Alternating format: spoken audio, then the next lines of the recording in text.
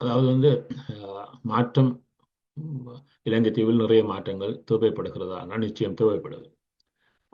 அந்த அதை மையப்படுத்திய மாற்றத்தினுடைய வெளிப்பாடாக நாங்கள் இருப்போம் என்பதுதான் இப்பொழுது ஆட்சி கட்டில் இருக்கக்கூடியவருடைய அடிநாதமாக இருந்தது. அதனூடாகத்தான் அவர்கள் மக்கள் ஆணையை பெற்று ஆட்சியிலும் இருக்கிறார்கள். இப்பொழுது அந்த மாற்றத்தை மக்களுக்கு வெளிப்படுத்த வேண்டிய கட்டாயத்திலும் அவர்கள் இருக்கிறார்கள் என்பதுதான் யதார்த்தம்.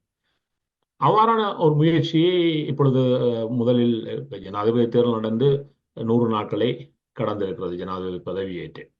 இப்பொழுது பாராளுமன்றம் பதவியேற்று 1 மாதங்களை கடந்திருக்கிறது. ஆகவே இப்பொழுது அவர்கள் தேர்தல்கள் முடிந்துவிட்ட ஒரு சூழலில் அவர்கள் அடுத்த மக்கள் அவர்களிடமிருந்து எதிர்பார்ப்புகளை, மாற்றங்களுக்கான எதிர்பார்ப்புகளை வேண்டி நிற்கிறார்கள், அதை நாடி நிற்கிறார்கள் என்பதும் அவர்களுக்கு தெரியும். ஆகவே அவர்கள் அதற்கான முன்னெடுப்புகளை இப்பொழுது செய்தாக வேண்டும். அந்த மாற்றத்தை மக்கள் உணர்கின்ற வகையில் செய்தாக வேண்டிய கட்டாயத்தில் இருக்கிறார்கள்.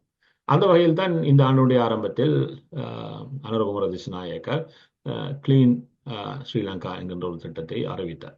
அதாவது இலங்கையினுடைய பல்வேறு படிமானங்களிலும் மாற்றங்களுக்கான முன்னெடுப்பாக அந்த கோஷம் உருவாக்கப்பட்டது.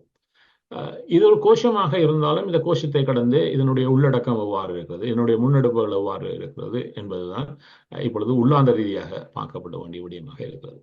எந்த ஒரு மாற்றத்துக்கான முன்னெடுப்பும் வரவேற்கப்படக்கூடியது, அதை யாரும் மறுத்து விடவில்லை.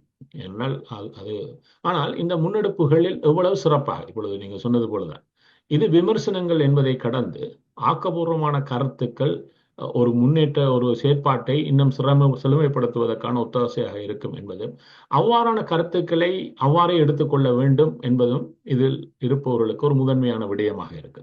அவை அந்த வகையில் தான் இதில் என்னென்ன சவால்கள் இருக்கிறது என்பதை ஆழமாக பார்த்த பொழுது பல விடயங்கள் புரிந்தது.